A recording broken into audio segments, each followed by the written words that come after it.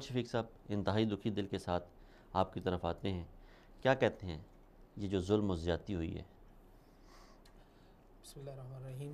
देखें, ये वाक़यात ऐसे हैं जो कौमों की तारीख़ में स्याह हरूफ के साथ लिखे जाते हैं, और इसके बाद जो इसके अगले मराहिल हैं, जो ज़िम्मेदारी आती है हुकूमत के ऊपर।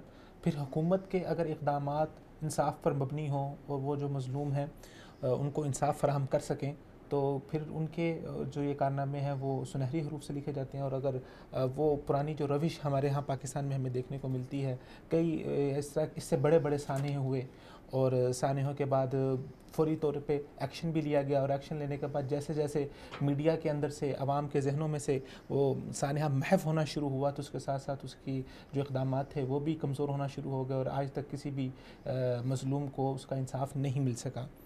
मौजूदा हुकूमत से शिकवा है भी है और नहीं भी है कि जो एक पूरा एक सिस्टम बन चुका है हमारी पुलिस का, इसके ऊपर बहुत देर से लोग आवाज़ उठा रहे हैं कि पुलिस के ऊपर हाथ डालना चाहिए, पुलिस के अंदर रिफॉर्म्स होनी चाहिए।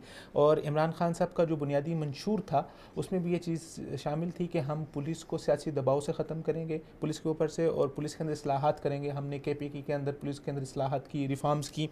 तो लेकिन जो पिछले 5 माह गुजर गए हैं, 5 से 6 माह का अरसा गुजर गया है, उस दौरान हमें कोई संजीदा रिफॉर्म्स नज़र नहीं आई पुलिस के हवाले से। जब बात आती है उसके ख़ावर मानेका की, तो फ़ौरी तौर पे DPO को मुअत्तल कर दिया जाता है।